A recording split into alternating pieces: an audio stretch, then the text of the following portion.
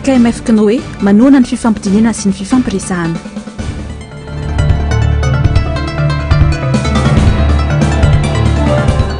Raharaham-pirenena, raharandra miantso fitoniana ny FFKM.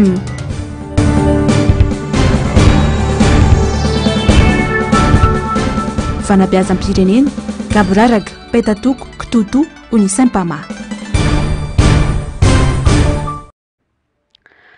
Faly tafahoana aminao indray ny tenako anatin'ny fampalalam-bavany MBS amin'ny titakarivan'ny alarobia fa 7 ny volana septambra ny taona 2024 ity manolotra ny araba ary tomboky lasy tomboky vavy manasanao naraka ny fotoanany vavany MBS hatramin'ny farany.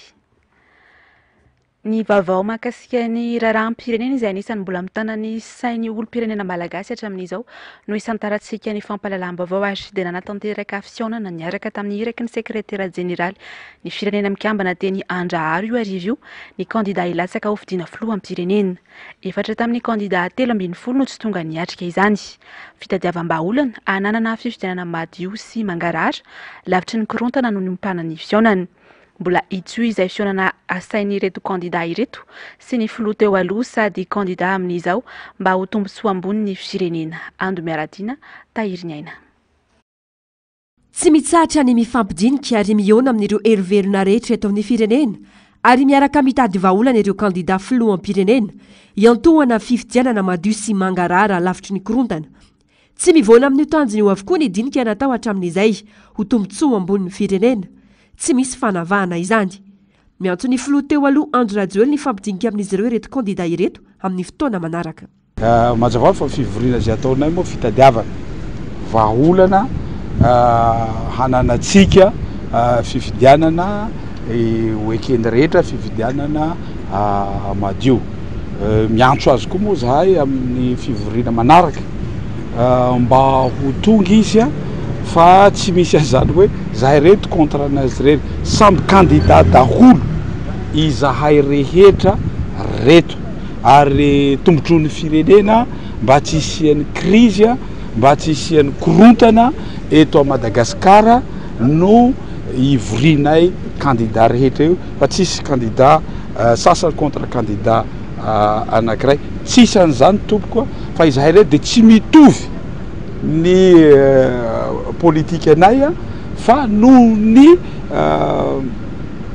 intérêt ambony ny firenena nahatonga anay tsy maintsy mitambatra ivora hitady an'izay fanatsarana anio lalam-pifidianana zay tsy maintsy atsehitsika io. Anatsahatra ny fitetezam-patra sy ny fampielezan-kevitra ireto kandida ireto aorian'ny sabotsy izao. Tanjona ny katsahana vaolana anatsarana ny lalam-pifidianana.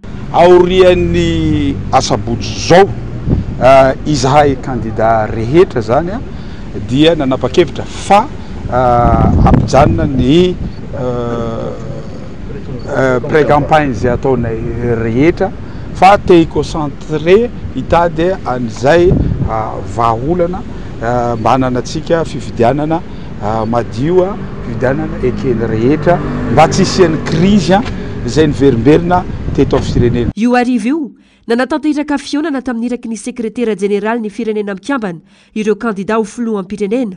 Iraka manokana avy amin'ny firenena mikambana no tombana ny fivoarany fanomanana ny fifidianana filoham-pirenena eto amintsika. Iraka izay tarina Andriamatoa Parfait Ononga solitena manoka ny sekretera jeneraly ny firenena mikambana eo anivon'ny vondrona afrikanina sady mpitarika ny bron ny firenena mikambana eto Afrika na ny BNUUA.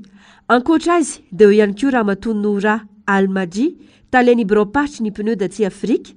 Andriamatoa Simon Pierre tale lefitra misahana ny tantsoroka amin'ny fifidianana. Eo koa Ramatoa Fatou Camara Ouel lehibe ny sampandrara misahana ny tapany atsinanany Afrika eo anivon'ny komisaria ambony misahana ny zon'olombelona ao amin'ny firenena mikambana ary Andriamatoa David Bonguel mpitarika ny ekipa ho an'ny tapany atsinanany Afrika sy ny ranomasimbe indianina ao amin'ny departemanta misahana ny ara-politika sy ny fandriampahalemana. Kandida efatra tamin'izy 13 kosa no tsy tonga sady tsy nandefa solitena nanatrika ity fihaonana teny Andraharo dia Andry Rajoelina, Cendrison Daniela, Brunel Razafintsiandrofa ary Tahina Razafinjoelina. Nanomboka tamin'ny 4 ora moa ny fihaonana izay naharitra ora isasany tany ho any. eo amin'izay vaovao izay hatrany dia miantso ny vahoaka hitrondro ambavaka ny firenena, miantso ny rehetra ho tony ary mangataka ny fampitsaharana ny fifampiantsina. Anisan'ny votoatin'ny fampiantsoana mpanao gazety sy ny fanambarana nataony teo anivon'ny fiombonan'ny fiangonana kristiana eto Madagasikara na ny FFKM androany maraina. Mahita ny tsy fiatezana eto amin'ny firenena ireo ray aman-dreny mpiangonana ary nanamafy fa ny fampanjakana ny fahamarinana no anisan'ny singa atafavoana ao anatin'izao fahasarotana lalovan'ny firenena izao. Mialirary nombana sy Andra Kotomalala no mitatitra amintsika izay fanadihadina izay. Itony hatrany ny fampianana ataon'ny fiombonan'ny fiangonan'ny kristiana eto Madagasikara na ny FFKM ireo anklafy kely fitadiavam-baolana amin'izao zava-misy lalovan'ny firenena izao. Maro ny tsy fahatombanana misy eto Madagasikara raha tsy laza fa tsy ny fanjikan-dalàna ataon'ny mpitondra sy ireo androm-panjakana toy ny fitsarana momba ny lalam-panorenana ary efa hita mibaribary eny anivon'ireo hainao manjery ny akon'izany. Tsy ahina hitranga ny korotana eto Madagasikara fa efa iainana izany hoy ireo ray aman-dreny mpiangonana. Tsy hoe manana FFKM fifamiaina izany sika zao tabataba rehetra any amin'ny hainao manjery ary nareo mpiasa ny hainao manjery avokoa ny zavatra avoaka nareo any amin'ny hainao manjery rehetra dia mampahita ny firenena fa misy zavatra tsy milamina eto. Vazavaza tsy vazavaza roa malagasy tsy miara-mipetraka amin'ny latabatra boribory fa any amin'ny televizioninareo no fanasavanky. Ankoatra ny fampionana sy ny fifampiresana ny dadabatra boribory ary ny firosona amin'ny fifidianana, ny fampanjakana ny fahamarinana irery ihany no hitondra fiadanana ho an'ny Madagasikara sy ny vahoaka malagasy hoy hatrany ny nambarany teo anivon'ny FFKM. Ny FFKM dia resy lahatra fa tsy misy fiadanana eto raha tsy misy fahamarinana ary ny fahamarinana dia fahamarinana hiatrehana ny fifidianana ho avy. Ny fisiny ny fampionana izay atao dia ny hahazona miara mitandro na ny fahamarinana na ny fiadanana eto amin'ny firenena. Raha tsy manantena tsika dia tsy manona inona inona fa matoa mihetsika tsika dia manantena. Nisy ny fanambarana nataony eo anivon'ny FFKM androany maraina mikasika ny raharaham-pirenena amin'izao fotoana izao. Miantso ny vahoaka malagasy izy ireo mba ho tondy ary hitondra ambavaka ny firenena sy ny fampiaonana ataon'izy ireo amin'ireo anklafy kely. Isaky ny amin'ny 7 alina no fotoana nomen'izy ireo ny isa-tokantrano anaovana vavaka fifonana sy fangataham-pitahiana ho an'ny firenena. Ankoatra izay, miantso ny amin'ny ampitsaharana ny fifampiantsiana amin'ny endriny rehetra ihany koa ireo filoham-piangonana 4 mirahalahy. Rariny raha miantso izay fitonina izay ny filoham-piangonana amin'ny maray aman-dreny ara-panazy ireo kosa nambara ny mpamakafaka ny raharaham-pirenena Danira Kodson izay nitondra ny fomba fijeriny makasika indrindra ny fanambarana nataony teo anivon'ny FFKM ny maraina teo. Mbola nanamafy ihany koa ny tenany fa ny firosoana amin'ny fifidianana irery ihany no vahaolana mampilamina amin'ny Madagasikara. Mialirary nombana sy Andra Kotomalala hatrany. Mandalo ady sarotra ny firenena amin'izao akatoko ny fifidianana filoham-pirenena izao ary miteraka horohoron-tsaina ho an'ny vahoaka malagasy ny zava-misy. Rariny loatra ho ny mpamakafaka ny raharaham-pirenena iray ary niantso fitoniana ho an'ny rehetra ny teo anivon'ny FFKM. Anisan'ny hitondra ny firenena amin'izao fahasarotana isan-karazany sy lalina izao ny fanjikan-dalàna maro nataon'ny filoha teo aloha Andry Rajoelina. Mamafisy ny Danira Kodson fa ny firosoana amin'ny fifidianana sy ny fanehoan'ny olom-pirenena ny safidiny no lala tokana ahafahana miala amin'izao ady lalovany Madagasikara izao. Maraina andreny ampanandrareo dia tena adidiny mihitsy ny miteny an'le hoe aoka isika ho tony. Tadidio tsara fa lalao ratsy ny mpanao politika, ny pisy loko politika sy ny mpanao politika ny fanakorotana-tsaina. Ary ny mpanao politika miogaoga reny izy efa lany zao reny ange tadidio tsara fa fanakorotana-tsaina reny. Ny fifidianana tsy nandeha akory dia efa lazainao fa marina fa angalatra izy. Hitantsika reny ny fitondram-panjakana tsy manaraka ny lalàna tokony ho izy, tokony ho tanterahana tsara fifidianana ary tokony ho tonitsika ahifidy tsara fantatsika ny zavatra niainantsika mbola voniaina amin'izay any vetsika satria tadidio tsara fa na tsika amboarin'ny mpanao politika sy ny pisy loko politika na tsika manamboatra anazy ny dikan'izany mila mitondra mila mandeha tsika mandeha mifidy ary mila miray iny tsika mifidy hoe ity olona ity no mety anova ny fiainantsika sy ny taranantsika. Nambaran'ity mpamakafaka ny raharaham-pirenena ity ihany koa fa ny firaisakinan'ireo kandida no ilaina ahafahana manatratra ny tanjony dia nisy ny fiovana eto amin'ny firenena ahatongavana any amin'ny fahombiazana eo amin'ny sehatra rehetra. Zavatra izay tsy hita tamin'ny fitondrana teo aloha araka ny voalaza. Ohatra ka misy ny fiarahan'ireo akoatra ny teo amin'ny fitondrana mpanjakana any tokony irahina zareo. Efa fantatsika ny kandida amin'ny fitondram-panjakana. Fantatra ny zavatra ataony efa raha malala. Tokony irahina zareo hoe ndaotsika ity rehefa ity olona raha ity no hitsapatsika fa mety anova ny zavatra io no mitanjona nge dia nisy ny fiovany satria tadidio fa niaina kasarotana daolontsika mitebitebitsika ndresaka fampianarana ndresaka fiarina ndresaka fahasalamana betabe ny zavatra hitatsika hoe nanimba ny saitsika menakavy a ny firenetsika eo indicateur tsy azo hidivirana ny avoakan'ny raisam-pirenena hoe isan'ny firenena faran'izay mahantritsika ary ny resaka taux de corruption eto amintsika mbola ambony zay zavatra zany zany indicateur mampiseho hoe tsy mahomby any fitondram-panjakana teo aloha dikan'izay zany a tokony rahina hoe inona ny mahomby mbola manjavozavo tanteraka no avy ny Madagasikara ho amin'ny rahampitso raha ny zava-misy amin'izao fotoana izao no jerena efa miandrandra filaminana nefa ny ankamaroan'ny olom-pirenena izay efa trotraka tanteraka amin'ny fahasahirana isan-karazany raha tsy laza fa tsy niady atao amin'ny kapoaka arotsaka isan'andro antononana mafisany ity mpamakafaka ny raharaham-pirenena ity any amin'ny anatanterahana ny fifidianana sy anehoany ny rehetra ny safidiny. Malohana izany indrindra dia manoana nisy ny fifampidiniana ho tombotsoa ambon'ny firenena ihany koa ny avy eo anivon'ny KMF Knoe fanabeazana olom-pirenena. Fifampiresahany eo amin'ny samy malagasy no takin'izy ireo. Ny hery velona rehetra misehatra amin'ny fifidianana no tokony handray anjara amin'izany fifampidiniana izany. Nanao fanambarana manoloana ny toe-draharaha politika mifandraika amin'ny fifidianana amin'izao moa ny avy eo anivon'ny KMF Knoe fanabeazana olom-pirenena. Ny andinindin'izay ary tateriny Onja Lalaina Ranaivomanana sy Manora Andriamalala. Tsy misy tsy vita amin'ny fifampidiniana hony avy amin'ny KMF Knoe fanabeazana olom-pirenena tao anatin'ny fanambarana nataon'ity firaisamonim-pirenena ity. Mirimirimy izay tsy izy ny toe-draharaha-pirenena. Mahazo vahana tanteraka ny tsy fifampitokisana eo amin'ny rafitra tompon'andraikitra mpikirakira sy mpanapa-kevitra mahakasika ny fifidianana, ny HCC, ny CENI ary koa ny gouvernemanta. Ireto farany izay vao mpangasady amin'ny endrika tsy fanarahan-dalàna. Tsy mbola nisy teto amin'ny tantara Madagasikara izao aiai lalina tsy havanana mialohan'ny fifidianana izao. Midika otrika korotana izany. Ny vy anefa tsy mikitrana irery. Tsy misy mahazo tombotsoa amin'izany korotana izany rahateo. Ho fisorohana amin'ny mety ho krizy sy mba ho fifidianana marina sy malalaka natao eto. Ny KMF Knoe fanabeazana olom-pirenena dia manohana amin'ny fifampidiniana efa mandeha ankehitriny araka ny antsoavy efa nambarana hatramin'izay. Ny fikambanana dia manamafy hatrany ny fifampiresana sy ny fifampidiniana samy malagasy ary miantso ireo manam-panahy mba hifandrimbona amin'izany.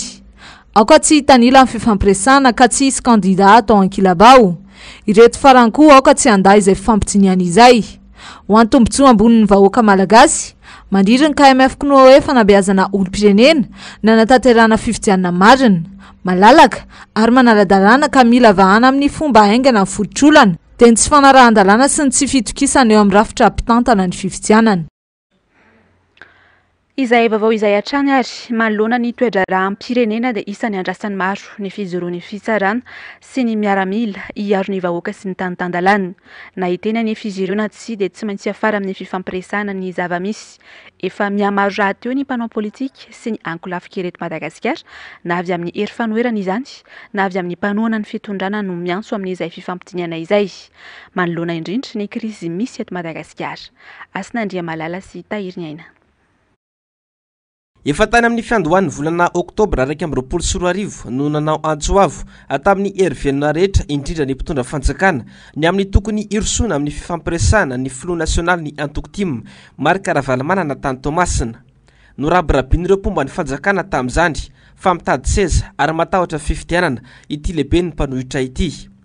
No tapatabain'ny mpanohitra nanomboka tamin'izany ny tsy fatokisana ireo rafitra ikirakira mivantana ny fifidianana teny voamera maleo tena misana ny fifidianana sy ny fitsarana avo momba lalam-panorenana no ireo olona mandrafitra ireo androm-panjakana roa ireo izay akaiky dia akaiky ny filoham-pirenena tamin'izany. Roa taona teoriana samy manomboka resy lahatra amin'ny fifampiresahana izay notakin'ny filoha Marc Ravalomanana io avokoa ireo mpanao politika izay maneho hevitra amin'izao krizy manjoa Madagasikara izao. Raha ho an'ny antoko politika FLN dia anisany afaka mandamina sy manana herintsika anery ireo mpanao politika ifampiresaka antamin-draharaha ny fitsarana sy ny miaramila malagasy. Ny fitsarana sy ny miaramila dia afaka mandray fanapahan-kevitra ary ireo ihany no manana hery afaka handray fanapahan-kevitra amin'izao raharaha zao. Mety raha ohatra ka misy fijoroana ny fitsarana sy ny miaramila manery ny mpanao politika miaraka amin'ireo société civile sy ireo manao fitarainana maro manao hevitra indray mandeha ahafahana manatanteraka fifidianana ho ekeny rehetra handeha amin'ny fahamarinana. famerenana ny fandrafetana ireo mpikambana eo anivon'ny HCS sy ny CENI no azahoana miala ao anatin'izao krizy izao satria amin'izay vao azo irosoana ny fifidianana. Efa nitsakitsahany ny fitondrana raha teo lalam-panorenana ka tokony izay marimaritra iraisany rehetra ny hitondrana firenena iantohana filaminana ho an'ny firenena sy ny malagasy. Itsika amin'ny resaka izao dia efa lasa tapiny lalam-panorenana. Zay ny mampikorontana ny hafa io. Efa lasa tapiny lalam-panorenana satria nitsakitsahana ary tena vonitsakitsaka tanteraka. Ka mbola mendrika arahana ve ny lalam-panorenana sa miendrika asiana antony hafa mifandanja amin'ny lalam-panorenana ahafahana mivoaka amin'ilay olana. Zay ny tokony jerena satria na ny zava-misy ohatr'izao nge hatramin'izay misy foana ny lalam-panorenana fa fanapahan-kevitra hafa foana no mety nanatanja hatramin'izay. Ny solombavambahoaka tima voafidy tetsy avaratrano ihany koa dia resy lahatra fa ny fampiresana ihany izay efa notakin ny filomarika ara-valamanana ihany ny vahaolana tokana amin'izao zava-misy izao. Io moa zany efa hatramin'izay nangatana hoe andao ifampiresaka irosona ny fifidianana nefa dia ninintsipona ninitsy naheniko ireo atao hoe mpitondra fanjakana tamin'izany fotoana zany. Amin'izao fotoana zao nefa matsapa ihany izy ka tokony ifampiresaka kanefa ho anahy manokana tsy misy ohatran'izay fifampiresahana zay raha tenao ilamy manontany dia fifampiresahana dia eo no mamoaka feikevitra iraisana mety tonga hatrany amin'ny accord politique ve zay zavatra zay raha ho anahy manokana zany dia tsara foana zay fifampiresahana zay. Fanina no nikajo malotiny mpitondra malagasy ireo kandida araka amby folo mirala mianaka miezaka mitadiny fomba rehetra isiny filaminana eto Madagasikara raha toka mitadiny fomba rehetra irosoana sy anaovana amletra amin'ny fifidianana tsy maro toerana ny pomba ny fanjakana. Efa vita kajy hatrany amboalohany avokoa ny tetika rehetra amina fangalaram-bato amin'ny fifidianana ka izay no antony ijoroany ireo kandida ireo amin'izao fotoana izao. Ny olom-pirenena koa entanina hijoro iaro ny safidiny izay antoka ny 5 taona ho aviny. Ny fanomanana ny fifidianana kosa indray ary dia sesilany mihitsy ny fanehoan-kevitry ny olom-pirenena eny anivon'ny fiarahamonina sy any anaty tambazotra tserasera manoloana ny tsy fahatomombanana maro hita amin'ny kara-pifidianana amin'izao. Misy olona iray manana kara-pifidianana 3, misy ihany koa anefa no efa maty an-taonany mbola mahazo kara-pifidianana ihany. Tsy nitsisy fitenenana araka izany ny fandaharana miara-manonja androany nitondra fanakianana manoloana izay tsy fahatomombanana izay. Onjalalaina Ranaivomanana Manora Andriamalala no mitondra amintsika ny famtinana androany. Teo eo amin'ny herinandro teo izay nanomboka ny fizarana ny karatry mpifidy eny anivon'ny Fokotany. Maro ny fitariana nataon'ny olom-pirenena mahakasika ny tsy fahatombanana hita na amin'ny fizarana na amin'ireo mombamomba mpifidy voasoratra ao anatin'ny karatra. Ankoatra ny fahadisoana amin'ny anarana, ny adresy, ny laharana kara-panondro, adisoana goavana hita ihany koa ny fisian'ny kara-pifidianana maromaro misoratra amina mpifidy iray. Manoloana ireny rehetra ireny dia tsy nitsitsy fitenenana amin'ny fandaharana miara-manonja androany. Tena organisation kitoto be faratapo mihitsy ny ty zava-misy ty. Loatranona olona zay ny recensé. Ny recensé ny CENI ty hitatsika amin'ny sary ty. Fa zao le olona le nanoratra anarana ao anatin'ilay trano misy azy le loatrano dia alefatsika ty. Tsy ao anaty lista izy fa olona hafandray ny ao anatin'ity lista ty. Nefa ny loatrano io. Loatrano zany tamin'le nandalo ny mpanisam-pifidy. Dia soratana tao ny anaran'izy menakavy. Ale voara rehefa tonga amin'izay zany fizarana an'le kara-pifidianana. Olona enina tsy fantany no misoratra amin'le loatranony. Dia inona nataon'le olona? Izy zany tsy manan-kara-pifidianana, olona hafa no mifidy amin'ny loatranony. Ny sasany indray manana kara-pifidianana 3 be zao. Ny sasany indray nanoratra anarana tsotso zao nahazo an'le maitso kely ny tenentsika tahirizo le maitso kely reo olona. Fa tsy nahazo kara-pifidianana. Mba heritrereto nge reo olona. Olona efa maty tamin'ny 2015 mahazo kara-pifidianana 2023. Tsy mety zao. Zao ve le fifidianana madio mangarara, zao ve le fifidianana hitondra fitoniana. Tsy ho azo antoka ny sy ny fifidianana madio sy mangarara eto amin'ny firenena raha ny zava-misy amin'izao no jereny. Anisan'ny fosotra hiavian'ny korontana eto ireo tsy fahatombanana maro hita amin'ny kara-pifidianana ireo. Mbola ezaka goavana ataon'ny CENI ny analana ny aian'ny olom-pirenena ny amin'ny mety tsy fangararana izay fifidianana izay. Fifidianana madio sy mangarara araka ny rehetra raha teo no takiany maro hialana amin'izao fahasahiranana sy korontana iainana izao. Mahakasika izay vaovao ny fanomanana fifidianan'izay hatrany ary dia manaitra ny tompona ndraikitra indrindra fa ny kandida ho mailo manoloana fisinandian'olona manantona ny ratsamangaka ny seni any amin'ny distrika ny Morombe ny KMMR any an-toerana mamofopofona alabato ny zavatra ataon'ireo andian'olona ireo ka antony anaovan'izay fanairana izay miantso ny olom-pirenena ho mailo amin'ny fiarovana ny safidiny ihany koa ny KMMR avy ao Morombe onjalalaina Ranaivomanana sy Manu Randriamalala. Miseo amin'ny andro maro ny tsy fanarahan-dalàna mifandraika amin'ny fifidianana miseo saika manerana nosy amin'izao. Efa hita soritra ihany koa mety ho alabato sy fanodikodinana ny safidim-bahoaka ataon'ny ekipa amin'ny fitondrana any amin'ireo distrika ivelany Antananarivo renivohitra.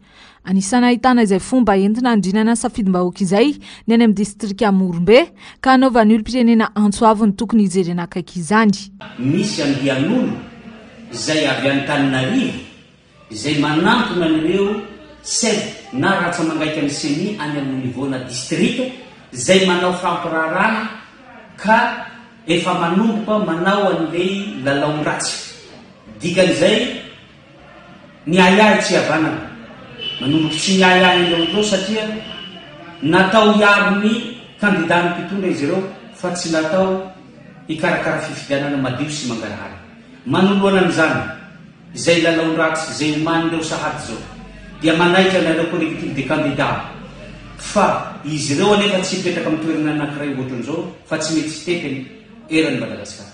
Aoka ho maintsika fa raha izao no metoy dia tsy hisy fifidianana madio sy mangarahara eto Madagasikara. Ka nohon' izany ny fanamafisana, ny fanatsarana ny CENI, ny fanatsarana ny HCC ary ny fanovana ny gouvernement amin'izao fotoana zao no tokony masoana alohan'ny rosoana amin'ny tena fifidianana madio sy mangarahara. Efa tsy madio intsony ny HCC sy ny CENI ka tokony ho mailo hiariny safidin'ny olom-pirenena hoy ny KMMR distrikan'ny Morombe. Mila diovina ihany koa ny kianja ilalaovana mialohan'ny fifidianana. Mampanainy mety isiany korontana eto amin'ny firenena raha ny zava-misy amin'izao no jerena ka ilaina fifampiresahana izany. Tsy mialonjafy fa dia misokatra ho an'ny rehetra ny komity manohana ny marika Ravalomanana tokana ny tanjona dia ny fampandaniana ny kandida laharana fahadimy ny boriboritany faefatra Atsimndrano, Avaradrano, Manjakandriana dia efa samy nahatsangana ny KMMR avokoa ny andindiny izay avy hatrany ary.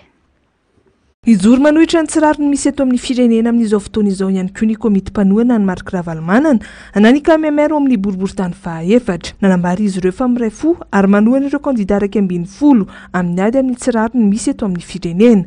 Ankoatra izay, ny antso ny firaisan-kina andreo-ponina ao ny boriboritany fahaefatra amin'ny fampandaniana ny kandida laharana fahadimy marika Ravalomanana amin'ny fifidianana amin'ny 7 Novambra ho avy izao izay vahaolana tokana ho an'ny Madagasikara izy ireo.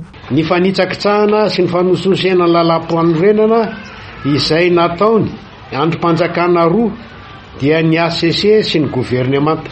Faharoa, ny tsy fahalavorarian'ny zotra-pifidianana ataon'ny CENI. Fahatelo, ny fanaovana amin'izana tsindriana ila atao amin'ireo samy kandida filoham-pirenena.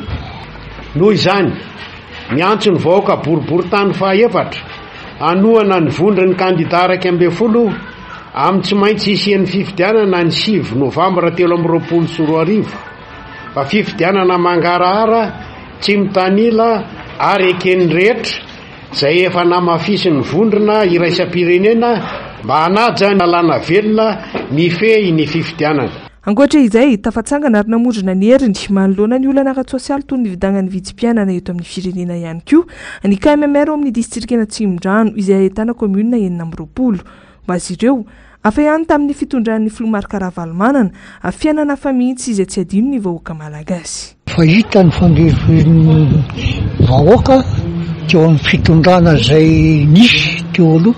Tsy kandida anankiray izay atao hoe tsy gasy fa vazaha. Ny kandida marika Ravalomanana kosa dia fahitany nataony teo amin'ny fitondrana izay nitondran'ny vahoaka izay tsy adino ny vahoaka naoviana ary mbola resaka hatramin'izao ny hoe afa ihany tamin'ny andron'ny data. Tsika rehetra izay mahalala mahatsapatena fa mafy ny fiainana mahazon'ny malagasy amin'izao amin'ny fiton'ny fiainan'ny fari-piainana sy ny zavatra rehetra asany inona dia manainga izahay ao anareo rehetra izay tsy ao anatin'ny tiako Madagasikara nefa kosa anatina association, anatina fikambanana isan-karazany zay mahatsapatena rehetra fa ilaina zany filomarika raha varomanana zany jerera ny tena mendrika aminay filoha. marina fa tsy ireo mpikambanao amin'ny antoko timma ihany no afaka miditra ao amin'ny KMMR afa afaka mivondrona ao avokoa ireo izay maniry anoana ny kandida larana fahadimy amin'ny asabotsy izao moa no fehim-potoana farany ananganana ny KMMR isam-paritra. Ny ampandany kandida larana fahadimy Marika Ravalomanana amin'ny fifidianana filoham-pirenena amin'ny 9 novambra ho avy izao no tanjona tokana apetraka ireto KMMR avaratrano ireto. Tsy aivina fa tsy miditra amin'ity rafitra KMMR ity ny antoko timma. Mandrindra ny fifidianana amin'ny ankapobeny fotsiny andry no ataon'ireo sombam-bahoaka timma manerana any Madagasikara.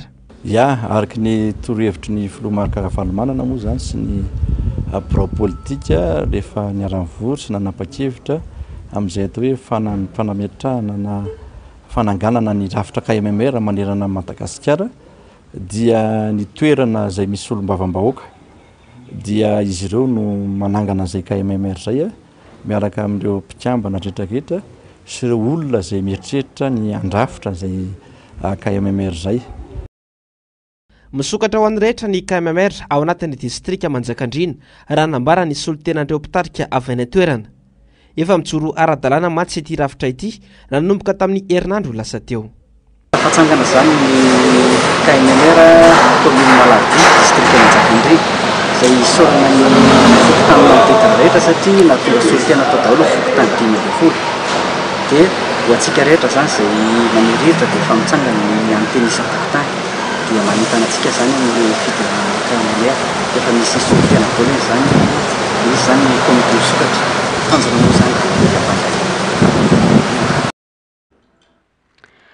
Ny pejy politika hatrany ary dia mibaribaritry ny fandikan-dalàna fanararaotam-pahefana manoloana ny fikarakarana ny fifidianana.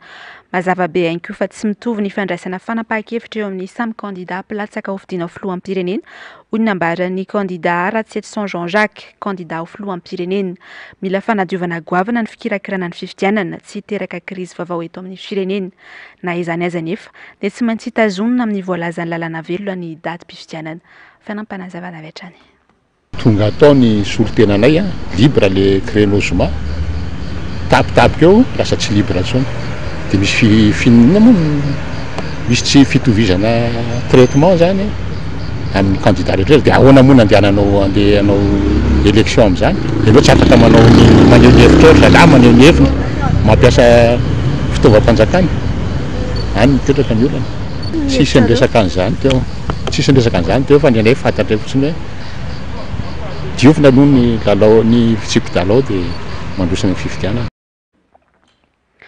Ajantsika hatreo ary ny pejy politika fa ny vaovaon'ny fampianarana kosa indray dia potika ny fanabeazam-pirenena potika ny asin'ny mpampianatra malagasy hoy ny nambaran'ny Sampama na ny syndikan'ny mpampianatra malagasy androany ia mafy ny fahavoazana raha mbola mitohy ny gaboraraka mila fanovana maika ny tontolon'ny fampianarana sy ny fanabeazana eto amintsika mila olo-baovao sy rafitra afaka novizany. Andro Miaratina sy Sitraka Andriamalala. Efatra isanjato ny mpampianatra ihany no mahafeny 20 isanjato ny zavatra ampianariny amin'izao fotoana izao. 5 isanjato ny mpampianatra tsy nahazo fampiofanana kanefa amperinasa. 3 isanjato ny mpampianatra tsy mahafeny teny enti-mpampianatra dia ny frantsay sy ny malagasy. 2 isanjato ny mpampianatra tsy mahafeny zavatra ampianariny amin'ny vakitendry ary ny 4 isanjato ny mpampianatra tsy mahafeny matematika. Very avokoa ny antsasa manila amin'ny fotoam-pampianarana izany hoe 50 sy 700 amin'ny 50 sy 700 ny ora very. Santionany ihany ireo taremarika ny entiny saim-pamahandro any ireo anaporofona fa potika ny fanabeazana eto Madagasikara. Manaiky izy ireo fa ilaina ny fanamboarana, ny fanatsarana ny sekoly, ny fizarana arak-bolana sy ny fitaovana ampiasaina, saingy tsy misy dikandreo raha tsy mipetraka mazava sy araka ny tokony ho izy ny raha fampianarana sy momba ny mpampianatra eto Madagasikara. Ny takinay hatramin'izay dia raha fampiazana sy fampianarana mifanaraka amin'ny filan'ny firenena. Amin'ny alalan'inona natokavana amin'izany amin'ny alalan'ny famerenana indray ny hasina ho mpampianatra mpanabe. Tamin'ny taona 1970 raha nahazo fahaleovan-tena dia raha jerevina fotsiny eo amin'ny lafiny hoe fampianarana sy fanabeazana izay sy ny olona manako voalohantsika taty Afrika tamin'ny 1970 ary tamin'ny fanabeazana fa tamin'ny lafiny rehetritsika voalohany taty Afrika. Zao tsika ny tanany rambona tsy ekenay zany tsy ho ekenay ary tsy ekenay naoviana na roviana. zay mahatonga any mampitandrina hoe tandremo tsara nareo zay ho avy eo indray amin'le 10 taona manaraka. No tsikafon'ny Saint-Pama ihany koa fa marina ny filaza fa misy tsindry mahazo ny mpampianatra amin'ny resaka politika izay azon'izy ireo fitaranana maro. Misy ny mamony any mihitsy aza manoloana izany. Misy koa hoe rehefa tsy ao anatin'ilay foto-kefin'ilay olona ho toanana zany dia efa misitaka. Marina mihitsy tena marina ary anananay profo ary ao anatin'ny telefoninao zany anafena tanaina daholo. Izahay inge solombavan'ireo mpampianatra ireo ary ireo mpampianatra ireo hidaroka anay andamosina anay hoe aizinareo fa mijaly zahay fa tiako miteny aminareo fa misy efa maty 5 zao maty tompoko ananana profo amin'ny zavatra iarany ampiarana ireo mpampianatra ireo. Nampitandrinareo izay mieritreritra hitondra Madagasikara manoloana izany Saint-Pama tondra mahay sy mamelanja ny fanabeazana sy ny fampianarana no ilain'ny firenena. Ny vaovaony sosialy kosa indray dia rangory fototry ny afo mampitotongana ny fiainana isan'ny tokantrano ary anisan'ny tsy mampandroso ny firenena ny tsy fisiany asy lasibatra amin'izany ny tanora malagasy izay lasa vesatra ho an'ny ankohonana sy ny firenena tsy manana ho avy mamiratra kanefa ho avy ny firenena. Ando miaradina Lucien Tsiry. Tanora avokoa no mandrafitra ny antsasamanila amin'ny vahoaka malagasy ankehitriny. Tsy misy mangirana ary mampanahy nefa no avin'izy ireo manoloana ny zava-misy indrindra ny eo amin'ny tontolon'ny asa. Mipetra potsiny, mitaingo tamboho, manaonao foana ny akamaroan'ireo, ankalasa vesatra eny anivon'ny fiarahamonina. Tsy nisy ny asa miforona, tsy nisy ny orinasa nitsangana. Zao aloha zao dia hitako hoe mbola marefo le asa satria raha mijery an'ireo tanora zao dia lasa manaonao foana satria le asa tsy eo mbola malefaka zany le asa amin'izao aloha raha hitako aniaraka ny zava-misy satria raha mijery an'ireto tanora reto dia lasa manaonao foana zao raha ny ankamaroan'ny tanora amin'izao. Mipetraka izao zao dia maro mihitsy ny tanora tsy ara-dalàna tsony le fandriampahalemana satria indraindray lasa vao mifankampanahy dia lasa ohatrany hoe manaonao foana satria vavadiny lela ve lasa mangalatra rehefa tsisy ny vola miditra.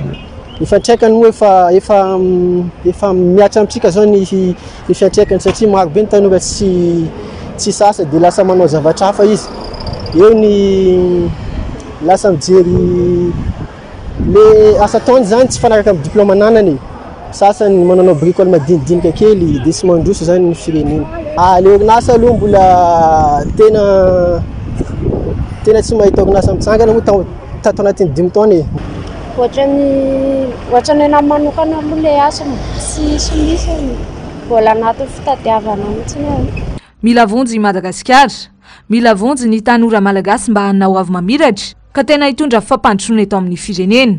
Anisan'ireo asa maika anatin'ny vinany kandida laharana fahadimy Malika Ravalomanana izany. Ny tanjoko revoaka malagasy dia metraka modely vaovao eo amin'ny fiarahamonina. Miaino ireo tadiavo mivaoka amin'izao fahasairana maro azo zao. Miaino olona rehetra mitady miaraka ny vahaolana ao anatin'ny fanajana tanteraka. Ary ny tena vaindondra rahako dia ny fahasarananareo. Tsy maintsy atao aingana izay ahafahan'ny fahasaranana ny isa tokantrano. Fahamezana asan'ny tanora sy ny vehivavy. Ny vehivavy renim-pianakaviana tena mahalala ny tsy ampy ny ao tokantrano. Ary ny tanora tena ao anatin'ny eritseriny tokony ampiana. Ny vehivavy sy ny tanora zao efa mijery akaiky ary efa mahafantatra ny tokony atao aminy. Miatraika tanteraka amin'ny fiainam-bahoaka ankehitriny tsy fisiany asa izay loharahambola afaka mampiodina amin'ny fiainana andavanandro. Miana anaty fahasahiranana ny vahoaka malagasy, na ny sakafo arapaka aza mila tsy ho hita, ny fahasalamana, ny fianaran'ny ankizy mandefitra avokoa. Tsy mbola nisy fiainana toy izao hatramin'izay raha ny fanehoan-kevitry ny maro. Mila fanovana maika ny firenena amin'ny alalan'ny fifidianana olona mahay sy mahavita. Pejy fanatanjahantena kosa indray ary dia tontosa androany ny atsapaka namantarana ny laharan'ny kandida voatana hifaninana amin'ny fifidianana izay ho filohan'ny federasiona malagasy ny baolina kitra na ny FMF. Ireto laharana ireto izay hifaritra ao anatin'ny bileta tokana. 5 rahalahy moa izy ireo ny kandida amin'izay fifidianana ho filohan'ny federasiona baolina kitra izay. Asinandria Malala sy Tahiriny Aina. Taoriny ny fisarihana natao atetsy amin'ny foiben'ny federasiona malagasy ny baolina kitra dia fantatra araka izao manaraka izao ny filaharandreo kandida misa 5 hifaninana ho filohan'ny federasiona ho an'ny baolina kitra malagasy. Voalohany ny epatraiky Rakoto Mamonjy, faharoa Rakoto Malala Andriana Stanislas, fahatelo Astina Douglas Wilson, fahaefatra Andrianony Victorien, ary fahadimy farany Irandria Manampisoa Alfred. Fantatra androany ihany koa ny lisitra ny mpirotsaka ofidiana andrafitra ny filan-kevim-pitantanana ny FMF. Ligue roa amby roapolo no andray anjara amin'ny fifidianana. Afaka manendry solotena izay ho filohan'ny ligue tsy afanatrika araka ny fitsipika feny fifidianana eo anivon'ny FMF. Malalaka ny fanaovana fampelezan-kevitra amin'ny sehatra maro samihafa toy ny eo anivon'ny haino aman-jery, saingy tokony atao ao anatin'ny fifanajana sy fitsinjovana ny tombontsoa ambony baolina kitra malagasy hoy ny filohan'ny Vomiera maleo tena misahana ny fifidianana eo anivon'ny FMF Ramatora Valerso Abieby Fabienne. Raha tsy aivina dia amin'ny 14 Oktobra ho avy izao no anaovana ny fifidianana izay filohan'ny federasiona vaovao ka eto Antananarivo ihany no anatanterahana izany. Lafim-baovao hafa tanteraka kosa indray ary dia misy biby hafahafa mandripaka ny omby sy ny kisoa amin'ny komina Alarobia Ambatomanga, distrika ny Manjakandriana amin'izao fotoana izao raha nambaran'ny solotena ny mponina tonga eto Andrenivohitra. Tapabolana teo eo izay no nahitana ity biby ity raha ny fantatra, ary kisoa mahery ny 5 no efa laniny hoy hatramin'ny fijoroana vavolombelona tamin'ny Asinandriamalala sy Tahirinaina.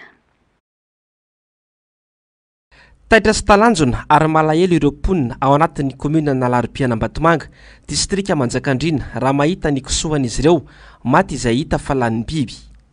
Tapabolana teo eo izay no nisy ny tranga hafahafa ity. Tamin'ny alalan'ny caméra de surveillance no nahatazanana ny fisina biby mihinana ireo kisoa ao anatin'ny fisoko amin'ny andro alina, hoy ireo mponina avy any toerana nijoro vavolombelona androany. Biby mihinana biby zany ngezangeza zay ary hitany olona tsara misy teo Alarobia teo amin'ny komina misy zany misy any amin'ny kisoa 5 enina anday vonoana dia tamin'izao mbola tsy tratra le izy fa arakaraka ny tenen'ny zazany hoe raha hitanareo dia tonga azonareo tamin'izao mbola tsy tratra le izy fa hita fotsiny dia zany tsy fandibalevana be mazona ny tanà. Ngezangeza zay le izy dia rehefa manahirana isan'le kisoa izy ka tiazony dia vava zany mipetaka foana hoe izy tazamin'ny olona nahita anazy dia satria misy caméra de surveillance dia hoeziny ohatr'izao ny vatany. Hatreto tsy fantatr'ireo mponina ity biby mamono sy mitroka ny ran'ireo kisoa ireo. Manao andromaso amin'ny alina araka izany ireo mponina no sady miaina ao anatin'ny teboteby. Farany ary eo amin'ny maresaka iraisam-pirenena dia nanaiky ny fitakiana nataon'ny fitondrana ny Niger dia nialany ambasadorny any an-toerana ny fitondrana frantsay herinandro maromaro aty aoriana. Androany maraina no nandao ity firenena afrikana ity Sylvain Ité sy ny mpiara-miasa aminy misa enina. Nanambara ny filoha frantsay Emmanuel Macron fa tsy ara-dalàna ny fanonganam-panjakana nisy eo tany Niger ny 24 ny volana Jolay lasa teo. Tsy ara-dalàna ihany koa izy ny fitondrana teteza mita entiny miaramila. Onjalalaina Ranaivomanana sy Manora Andriamalala. Niala taon'ny Niamey Niger androany tamin'ny efatrora maraina ny ambasadorny Frantsa any amin'ity firenena ity Sylvain Ité. Fitakiana avy amin'ny tafika ao amin'ny fitondrana ny Niger no nahatonga izao fialany ambasador frantsay izao. Ity fitakiana ity izay no laviny la Frantsa hatrany saingy izao nekeny izao ihany herinandro maromaro aty aoriana. Mpiara-miasa enina amin'ny Sylvain Ité ihany koa nandao an'i Niger androany maraina raha ny loharanom-baovao navoakan'ny ministerany tany nigeriana. Nandeha fiaramanidina ny azo an-Tchad ireto diplomaty ireto rehefa niala tao Niger. Raha tsy aivina dia fa nanomboka tamin'ny faran'ny volana Aogositra no nitaky ny fialany masoivo frantsay tany Niger ny miaramila mitondra any amin'ity firenena ity. Nesorina niaraka tamin'izay ihany koa ny immunité sy ny visa diplomatika n'ity sultena ny fanjakana frantsay tany Niger ity. No mafisin'ny Frantsa hatrany fa tsy manaiky ny fanonganam-panjakana natao miaramila tao Niger izy ireo. Tsy ara-dalàna ho ny fitondrana frantsay ny teteza mita any amin'ity firenena ity amin'izao. Nanambara ny filoha frantsay Emmanuel Macron ny alahady lasa teo fa miaramila frantsay 550 ihany koa no esorina Niger mandrapatonga ny farantaona. Ity fanapa-kevitra ity izay noraisina tao aorian'ny fangatana nataon'ny fitondrana ao Niamey. Nanamafy ny filoha frantsay fa mifarana ihany koa fiara-miasa ara-miaramila eo amin'ny Frantsa sy Niger ary tsy hanampy ity firenena afrikana ity amin'ny ady atao amin'ny jihadista intsony la Frantsa. I Niger zany hatreto ny firenena saheliana fahatelo nangataka ny alany tafika frantsay tao anatin'ny roa taona latsaka tao aorian'ny Mali sy Burkina Faso. tamin'ny kafaliana nandraisandreo miaramila mpanonga-mpanjakana izao fialany masivo frantsay tany Niger izao. Tapitra ny fampalalam-baovao tamin'ity alina ity mankasitraka anao ary nanaraka izany hatramin'ny farany hoaratsika rehefa avy eo ary ny fampalalam-baovao ny fandaharana ahona marina, fandaharana Global News ary ny fandaharana Sahil zao. Ary n'izay kosa no anarahantsika ny horonan-tsary mitondra ny lohateny hoe La Gare de l'eau. Ny tena kosa dia ametraka ny veloma mandrapitafa ho amin'ny manaraka indray tompoko.